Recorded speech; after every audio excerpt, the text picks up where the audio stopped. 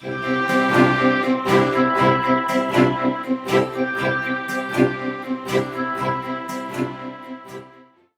yo soy lo que creo también que es el número uno, ¿eh?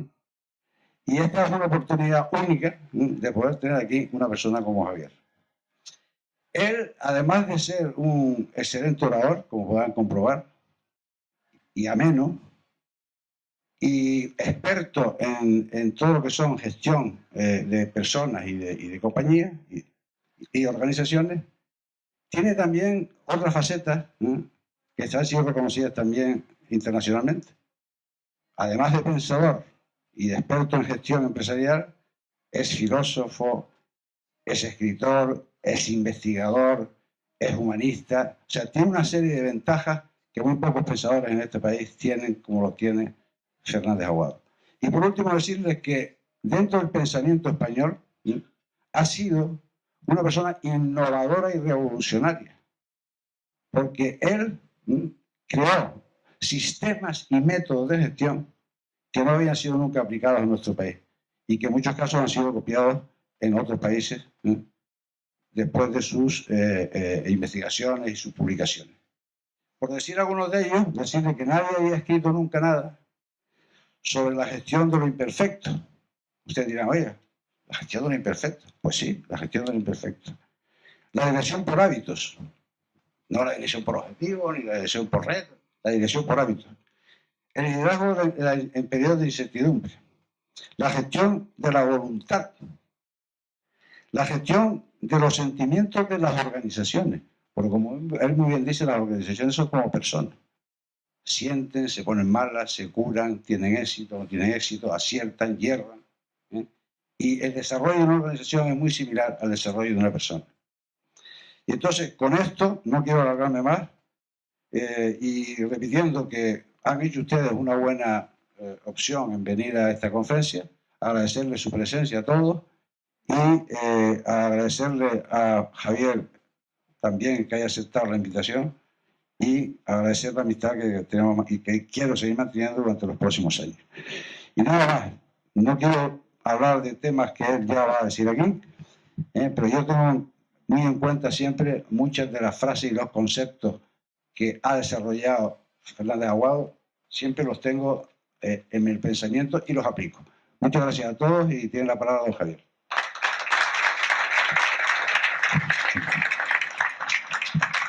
Bueno, muy buenas tardes. Muchísimas gracias, Ángel. Es verdad que es profunda nuestra amistad. Hay un refrán kikuyu que dice que todo río ancho nace lejos y así es nuestra amistad. Gracias. Gracias a Vicky, a Daniel por el esfuerzo que han realizado, no pequeño, para que este acto pues, fuera una realidad. Para mí venir a Canarias es jugar en casa. Hola, Gustavo.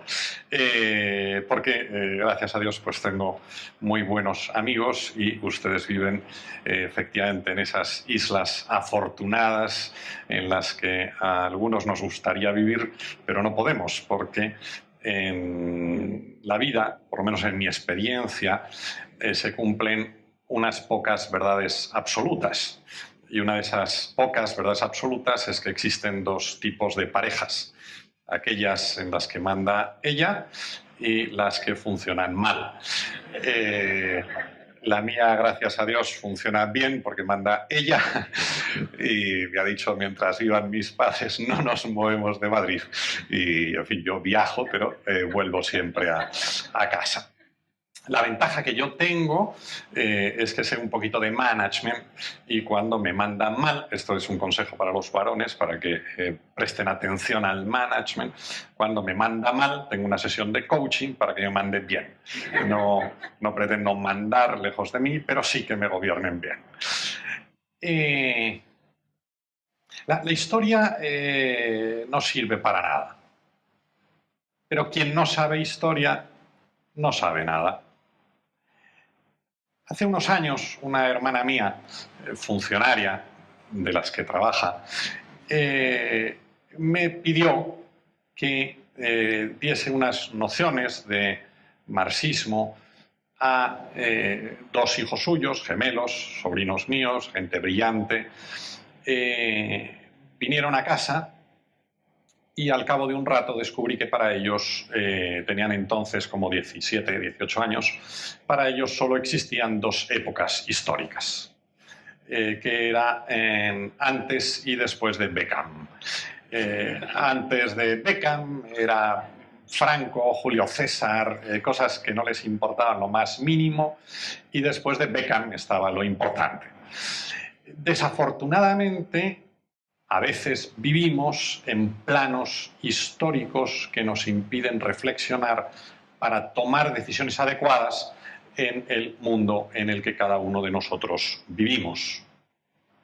Voy a poner un ejemplo. En el año 1272 a.C., un directivo bien conocido, Ramsés II, de la 19ª dinastía, decidió que era el momento de detener a los hititas. Y para ello analizó cuáles eran los medios que tenía. Él tenía 4 ejércitos. Cada ejército estaba compuesto por 5.000 soldados. Y pensó que él necesitaba un 5.º ejército, el ejército de Seth, en honor al dios diablo, el ejército de Seth, el ejército negro. Pero decidió que en vez de incorporarlos como fijos, era mejor disponer de ellos a través de una ETT. Y así constituyó un ejército de coste variable con el que ganó la batalla de Kadesh, y de ese modo consiguió estabilidad para su ejército y para su imperio durante bastantes años muy productivos. Tuvo 120 hijos, no de la misma mujer. Bien. Lo que hoy en día estamos viviendo ya ha sido vivido. Todo lo que experimentamos ha sido experimentado previamente a nivel personal y a nivel corporativo. Y deberíamos prestar un poco más de atención a lo vivido por otros, insisto, para sacar experiencias para lo propio. Pongo un ejemplo. Se insiste hoy mucho en la pérdida de talento que está sufriendo España como consecuencia de la situación económica que hemos vivido. Esto no es la primera vez. En el segundo periodo intermedio del Imperio egipcio, la mayor parte de los artesanos cualificados de Egipto tuvieron que salir de allí porque no había trabajo. Aquello que algunos interpretaron como un desastre, en realidad fue algo fantástico, porque al cabo de una década regresaron y fueron los artesanos que permitieron la construcción de las pirámides de Gizeh. No lloremos por la leche derramada, pensemos en las oportunidades, en esos miles de compatriotas nuestros, yo conozco unas pocas docenas, que regresarán con una formación que nunca hubieran logrado si no hubiéramos vivido estos años de dificultad. En los años de la crisis, yo he repetido en numerosas ocasiones una expresión de un autor irlandés llamado C.S. Lewis. Él escribió muchos libros, remito a 2, Una pena en observación y Una teoría del dolor. Decía él, con expresión teológica que trasladaré al mundo de la empresa, afirmaba Lewis, que el dolor es el altavoz que Dios utiliza para que el hombre le escuche. A mí me gusta decir que la crisis es el altavoz del sentido común para que regresemos a esos senderos productivos que nunca deberíamos haber dejado atrás. Dicho de otro modo, la crisis, bien entendida, ha sido sencillamente una gran oportunidad que muchos han sabido aprovechar. Más vale, lo decía hoy en una comida, y algunas personas están aquí presentes, más vale incertidumbres asumidas que certidumbres ficticias. Antes de la crisis vivimos en certidumbres ficticias. Creímos que la historia no se repetiría. Y el ya citado Ramsés II acudió a un consultor en una de sus crisis, consultor de origen judío llamado José, que le explicó que es tradicional que haya 7 años de vacas flacas y luego 7 años de vacas gordas. Lo mismo que pasa un tiempo hasta que las vacas adelgazan, también pasa un tiempo hasta que las vacas engordan. Y este año, 2014, si no suceden acontecimientos lamentables, alguno amenaza, pero ojalá no sea así, será el año bisagra que nos permita volver a la senda del crecimiento. ¿Qué es un líder? Antes lo ha dicho Daniel, un líder es, a diferencia de un directivo, un líder es la persona que logra que quienes dependen de ella quieran hacer lo que tienen que hacer. Es decir, es la persona que genera compromiso. Un directivo es la persona que logra que quienes dependen de ella hagan lo que tienen que hacer. El cómo lo logre ya no es cuestión. Me hacía gracia cuando estaba realizando ese estudio, Egipto, Escuela de Directivos, entre otras muchas cosas, visité Egipto y me intentaron convencer de que la pirámide de Keops, o Keope, la más grande de las 3 de Gizeh, había sido construida por voluntarios. No fue así. 100.000 personas trabajando 24 años, 24 horas al día, no son voluntarios. Allí había muchos directivos que aplicaban ese sistema de gobierno que yo denomino la DPL o dirección por látigo. Les decía que un directivo es diferente de un líder. Un líder genera compromiso. Un directivo es un controlador. Los romanos utilizaban 3 palabras para hablar de poder. En primer lugar, utilizaban el término imperium. Imperium era el poder de los magistrados y específicamente de los cónsules. Un cónsul romano era el equivalente a un delegado del gobierno actual. La gente quería ser cónsul y quería ser cónsul por un motivo, de los dos. El primero, por este no querían ser cónsules, era porque gobernaban sobre 2 legiones completas. Una legión, después de la reforma de Mario, no de Mario Conde, sino del Mario Serio, en el siglo I a.C., estaba compuesta por 5.900 soldados itálicos y 5.900 auxiliares. Por tanto, se contabilizaban casi 24.000 soldados. La gente no quería ser cónsul por eso. La gente quería ser cónsul porque el cónsul tenía adjudicada la recaudación de impuestos. Él tenía que mandar determinada cantidad de sestercios al tesoro, pero si en medio pillaba algo, pues él se lo quedaba. Fíjense lo poco que ha cambiado el mundo. En el siglo I a.C. cuaja la siguiente expresión.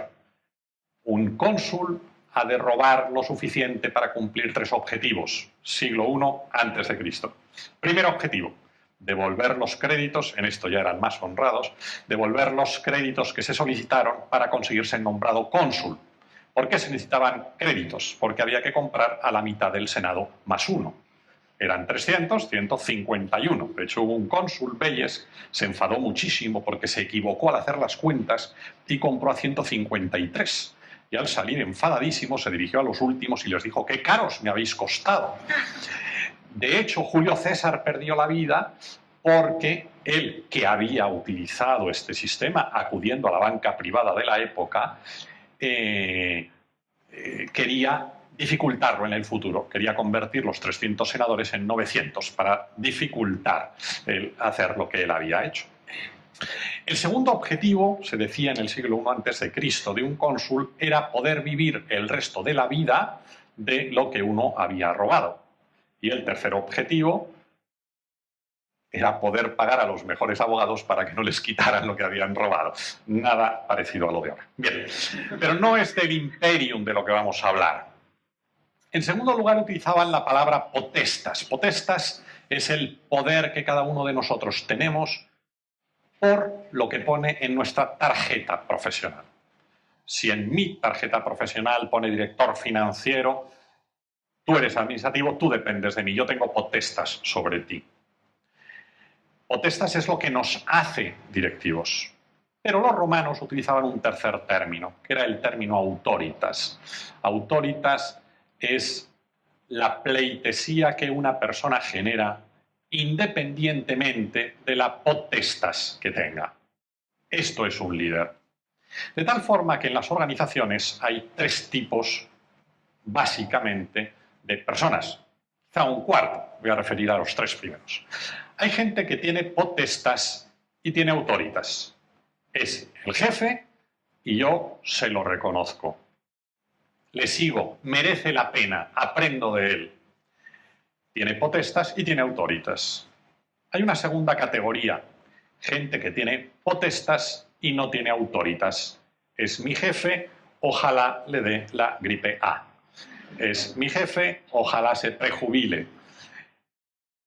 Me preguntaba en una ocasión un socio de una de las Big Four, de KPMG en concreto, en un programa de formación para socios, los socios principales del grupo, me decía, yo tengo potestas, yo voy por España y tengo gerentes, tengo seniors, tengo gente, yo tengo potestas. ¿Cómo sé si tengo autoritas? Le dije, es muy sencillo. El día en que tú no estés en la central, entérate de si al hablar de ti lo hacen por el nombre o por referencia a tus ancestros. Es fácil saber si tenemos o no tenemos autoritas. Hay un tercer tipo de personas, personas que no tienen potestas, no gobiernan sobre nadie, pero tienen autoritas. Sucede algo en la organización y se pregunta, ¿qué opina fulanita? ¿Qué dice menganito? Es el liderazgo intelectual, es el liderazgo intangible que está por allí. Hay diversos tipos de liderazgo. Hay líderes expertos en lanzar proyectos. Hay líderes expertos en mantener proyectos. Hay líderes expertos en relanzar proyectos. Y luego hay directivos expertos en hundir proyectos. Estos casi siempre están ocupados. Después de hundir otro, enseguida son contratados para hundir el siguiente. Nosotros vamos a hablar de los primeros, vamos a hablar de los líderes. El líder genera compromiso. El compromiso ya no es la mera permanencia.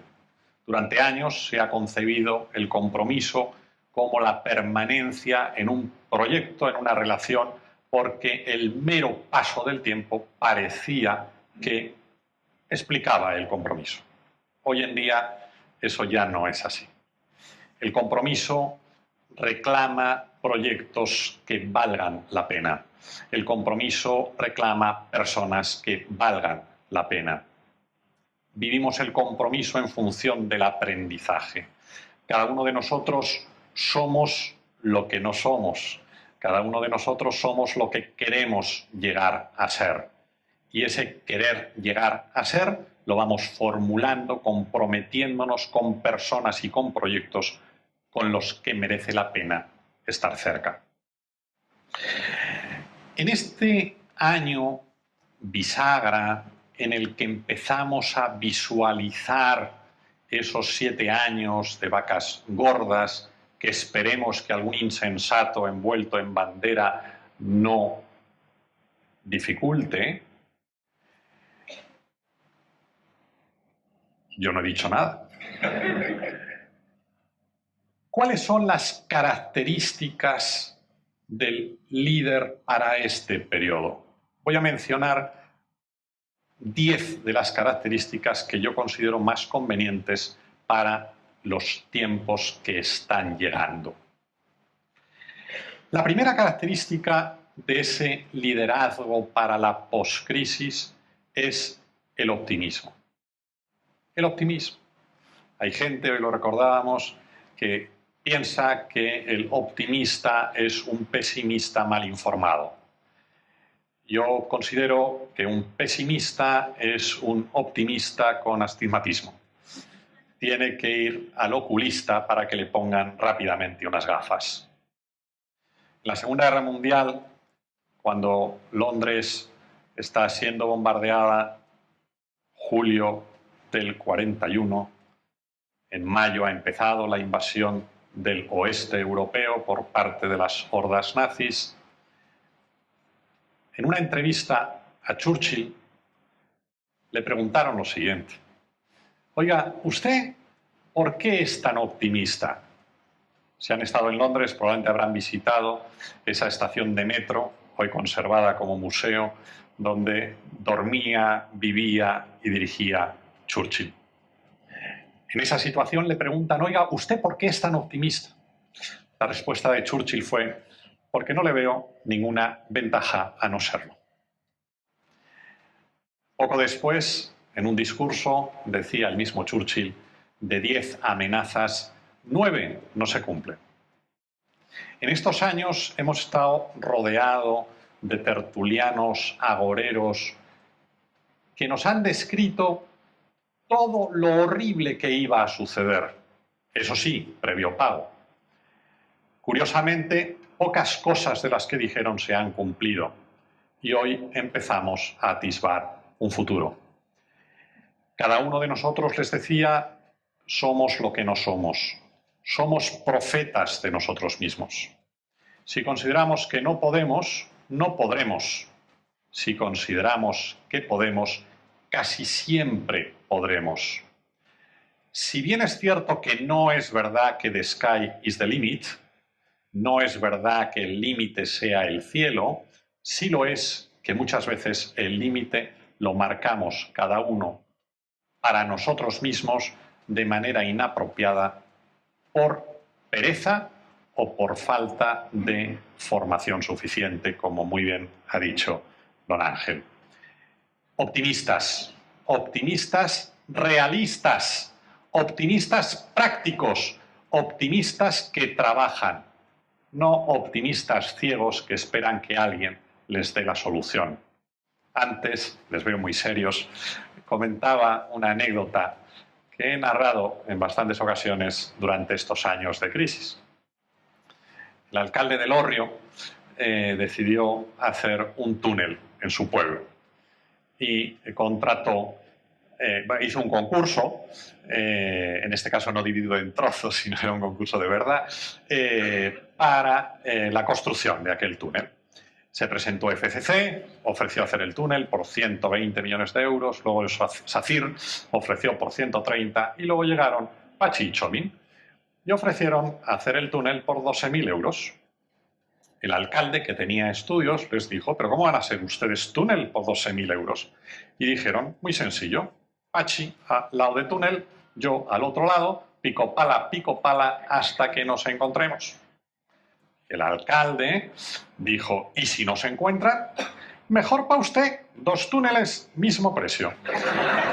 El optimismo que necesitamos es el optimismo del trabajo diario, del esfuerzo diario. En segundo lugar, el líder hoy en día necesita prudencia. Prudencia en ese sentido fuerte, ese procul videre que explicaban los romanos, ver lejos. Líder no es quien se azacana en los problemas del día a día, sino el que pretende vislumbrar la salida. En el año 2009, el periódico Expansión me pidió un libro para vender con sus ejemplares. Me dio tema libre, año 2009. Yo escribí un libro titulado Preparar la poscrisis. Hubo gente que me dijo: pero si estamos... No, es que hay que preparar la poscrisis. Hoy en día, cuando estamos todavía en el año bisagra y todavía nos quedan obstáculos que recorrer, tenemos que estar preparándonos para estar en la pole position el día en el que el semáforo se ponga definitivamente en verde. Como bien decía Tagore, las lágrimas por haber perdido el sol te impedirán ver las estrellas. Si no tenemos sol, al menos veamos las estrellas. Pero no esperemos que nadie nos saque las castañas del fuego. Saquémosla cada uno las nuestras. Tercero, visión estratégica. Necesitamos visión estratégica. En mi último libro, como han citado, he analizado el modo de gobierno de Hitler, el management del Tercer Reich. Para esto, además de recorrer muchas zonas de Alemania, Normandía, he leído mucho, cientos de libros. Uno de ellos me resultó particularmente interesante. Era una comparación entre Churchill y Hitler. De ese libro, de Andrew Roberts, por si alguien quiere localizarlo, historiador norteamericano, obtuve una reflexión que es la siguiente. ¿Por qué Churchill iba a ganar la guerra y no Hitler? Por un motivo. Porque Churchill había viajado. Y uno dirá, ¿y qué tiene que ver? Tiene mucho que ver. Porque cuando Estados Unidos entra en guerra después de Pearl Harbor, Churchill pide champán, brinda y dice, hemos ganado la guerra. Cuando Alemania declara la guerra a Estados Unidos, 3 días después de Pearl Harbor, dice, a estos nos los vamos a merendar. No sabía lo que era Estados Unidos, nunca había estado allí, no sabía su capacidad de producción. Era un ignorante, le faltaba visión estratégica. Nosotros tenemos que contemplar no solo el ámbito pequeño de nuestro cubículo laboral, sino tenemos que tener una mayor visión estratégica que nos permita otear el futuro. Cuarto, el líder necesita una mayor fundamentación antropológica.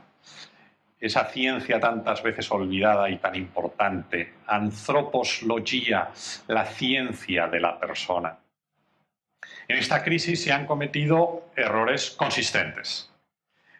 Uno de ellos es haber considerado que la persona no es más que una línea en una hoja Excel. Y lo más importante de la persona es la última línea, que si uno tachaba, se incrementaba la suma final. Lo mejor de las personas no se compra, lo mejor de las personas se merece. Podemos comprar tiempos, podemos comprar presencias, pero no compramos ilusiones, no compramos ideas, no compramos entusiasmo, no compramos compromiso. El líder que aspira realmente a serlo necesita ser un catalizador de entusiasmos, sabiendo, eso sí, que ninguna organización, quizá excepto Toyota, pero creo que tampoco, ninguna organización es capaz de tener al 100% de su personal comprometido. Hay un porcentaje de amargators en cualquier organización y además eso es hasta bueno. Le preguntaron una vez a Juan 23, ahora San Juan 23, le preguntaron, oiga, ¿usted cuánta gente, nos puede decir cuánta gente trabaja en el Vaticano? Respondió, creo que aproximadamente la mitad. A mí siempre me ha parecido un buen ratio. Conozco organizaciones que no lo logran ni de lejos.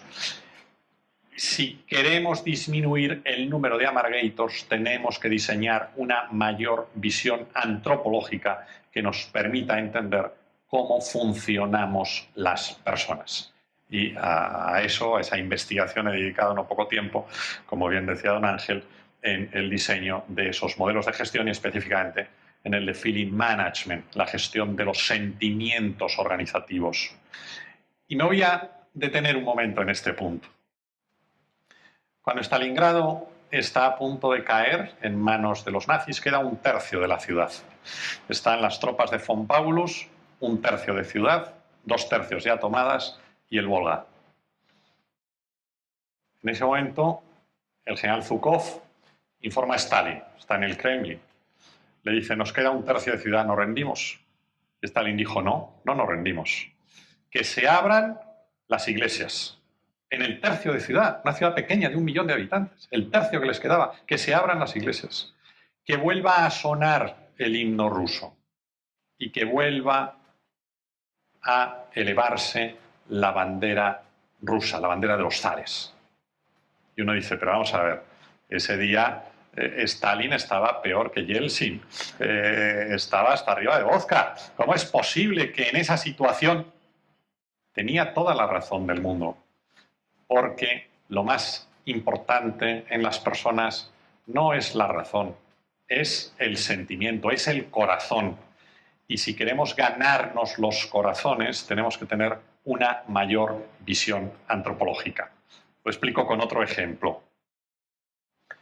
Cuando se momificaba en el Antiguo Egipto, se extraían las vísceras y se introducían en los vasos cánopes. Salvo una, el corazón.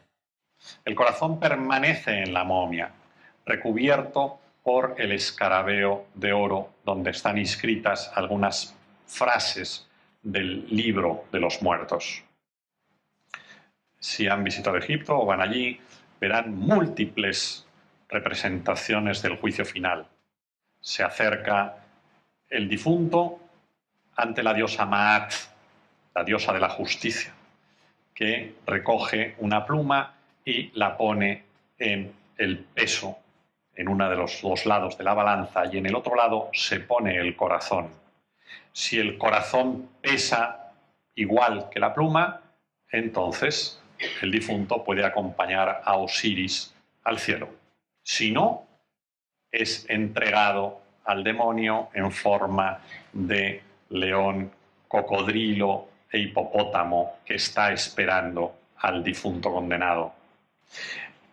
Goleman ha sido original solo en el marketing.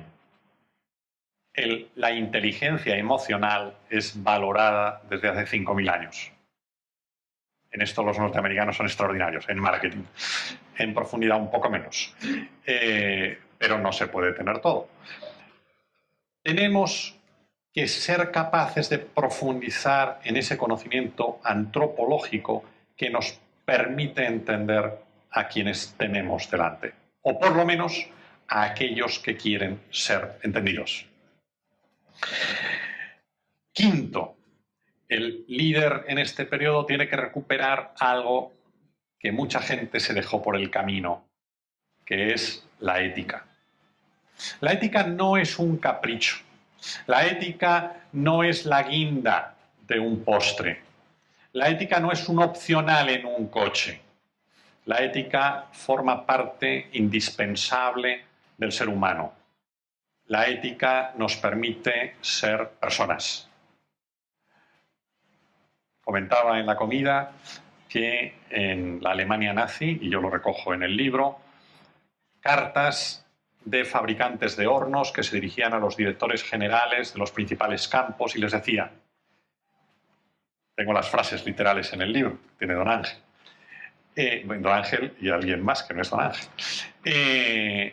ustedes queman, nosotros le ofrecemos los mejores hornos, quemamos más rápido que nadie y más barato. Señores, la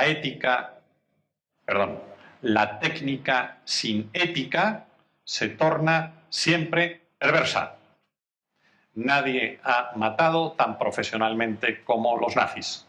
Nadie ha robado tan profesionalmente como los banqueros en los últimos tiempos, porque ya saben que el mejor modo de robar un banco es ser su propietario o dirigirlo. Bien, pues nadie ha robado tan profesionalmente en estos últimos años, porque la técnica sin ética se torna siempre perversa. Y la ética no es el arma arrojadiza con la que desprestigiamos a los demás. Tú, que eres de los de Bárcenas, tú, que eres de los Eres, tú, que eres... No. La ética es el espejo en el que cada uno de nosotros debemos mirarnos por la mañana y por la noche para poder decirnos si somos o no somos decentes. Porque muchas veces tenemos, perdonen la expresión, pero así no lo olvidan, tenemos más morro que una procesión de negros cantando el Only You. No hay derecho. La ética es un espejo en el que mirarnos. Voy a poner un ejemplo. Me llamaba una persona de un comité de dirección, una empresa a la que he asesorado durante un tiempo en la península, me decía, estamos procediendo a los despidos. Estamos en un ERE, estamos aplicando todas las medidas del gobierno, qué bien que nos permiten poder, en fin, yo creo que, punto y seguido. Por cierto, ahora ya hay amenazas para el propio comité de dirección. En concreto, a mí mismo me han dado un toque sobre mi posible salida. Eso sí, yo no voy a admitir las condiciones que me dan, que son de 45 días. Ella estaba aplicando 20. Yo voy a exigir mucho más, porque mi trabajo vale mucho más. Yo decía, aquí pasa algo, aquí hay una incoherencia.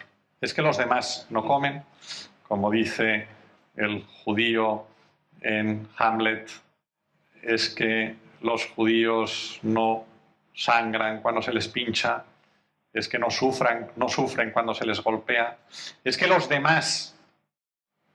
Señores, tenemos que hacer una reflexión ética personal.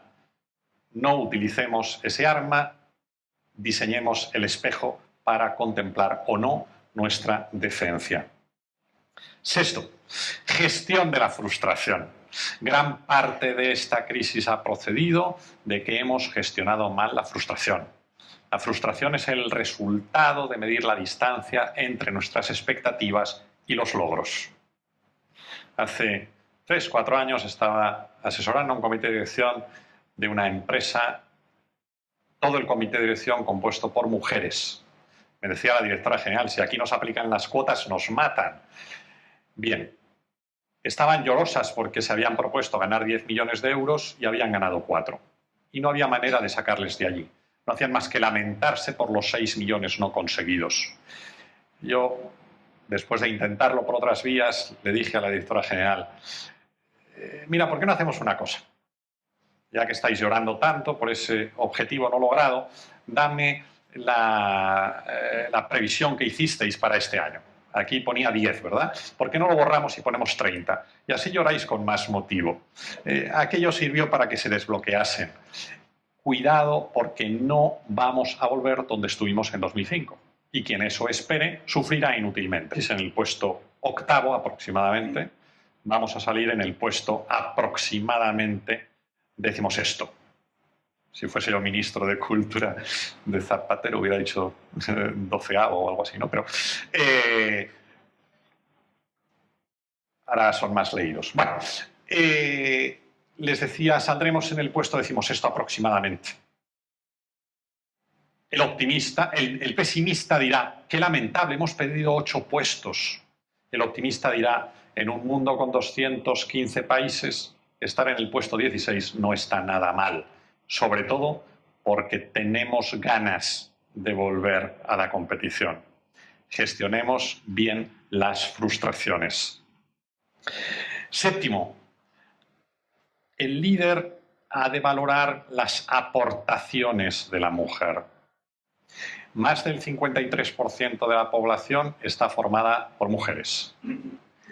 Sorprendentemente, lamentablemente, durante siglos, durante milenios, la mujer ha sido relegada a lugares secundarios. Hace 3 años, quizá, me permití escribir un libro con una mujer que titulé La sociedad que no amaba a las mujeres. Es un libro en el que analizo la presencia de la mujer en la sociedad y en la empresa desde aproximadamente el año 1200 a.C. hasta el siglo XX, con 60 ejemplos de mujeres que fueron capaces de liderar en momentos difíciles. Empezamos con Hatshepsut, la faraona, luego condenada por la maldita memoria histórica que también los egipcios tuvieron, aquella damnatio memoriae, no hemos inventado nada, hasta Sophie Scholl, que dio su vida por la libertad en la Alemania nazi. La mujer es esencial en las organizaciones, no para sustituir al hombre, sino para completar su capacidad de decisión. A mí me parece muy mal lo de las cuotas. Yo creo en las oportunidades, no en las cuotas. Porque desafortunadamente he de contarles que en algún comité de dirección yo he escuchado a dos mujeres hablando y le decía una a otra, ¿tú estás aquí por valía o por cuota? Me parece lamentable. Yo conozco muchas extraordinarias mujeres directivas y lo que tenemos que hacer en esta sociedad es dar oportunidades de llegar ahí, porque luego la mujer es capaz de hacer cosas extraordinarias. Yo asesoro a algunas compañías dirigidas básicamente por mujeres que están creciendo extraordinariamente bien y que me dicen, antes hablaba de una que prefiero no mencionar el nombre, menciono esta, Edonay, el grupo Edonay. El grupo Edonay, todo el comité de dirección son mujeres, la directora general es mujer, María Subrá, una mujer extraordinaria, unas mujeres extraordinarias que están consiguiendo una empresa fantástica.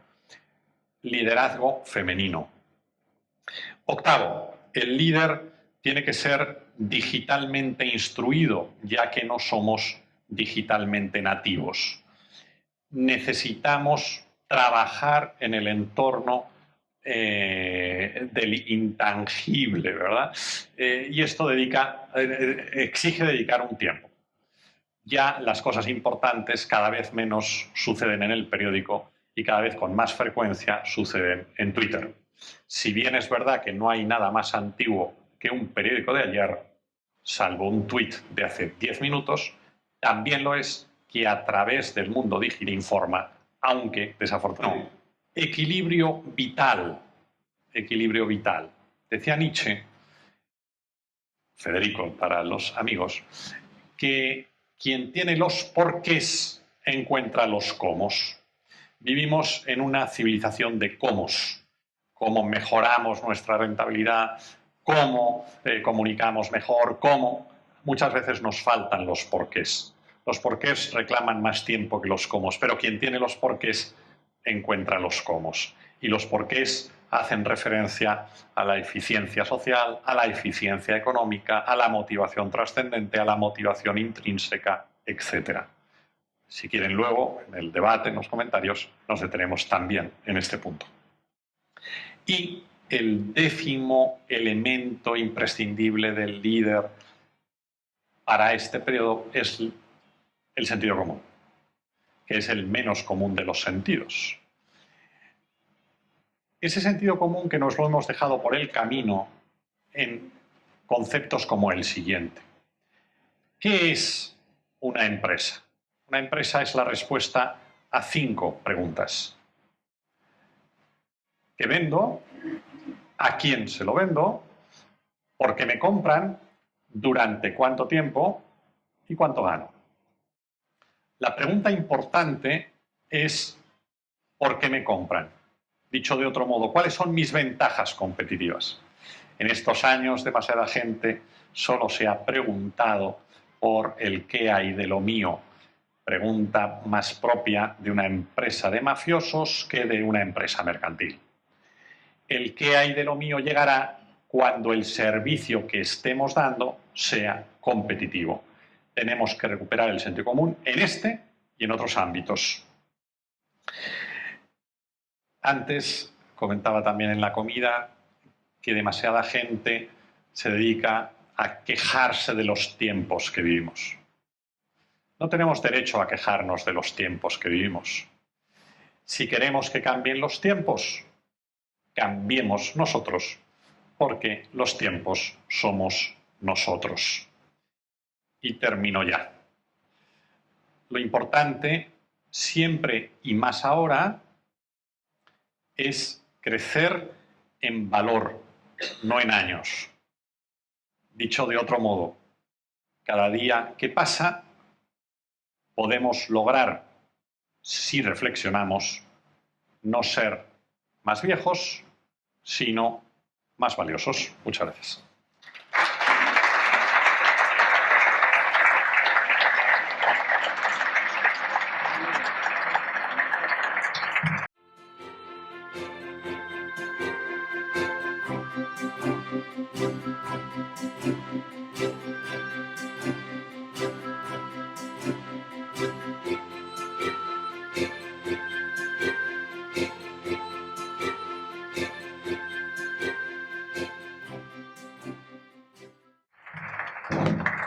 Bueno, muchas gracias, Javier.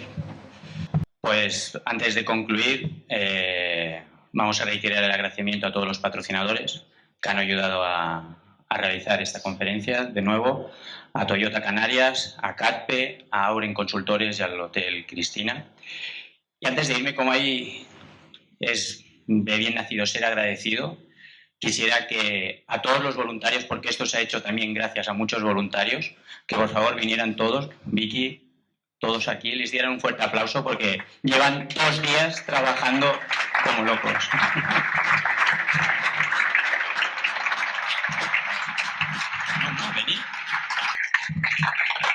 Pues reiterarle las gracias y buenas noches a todos.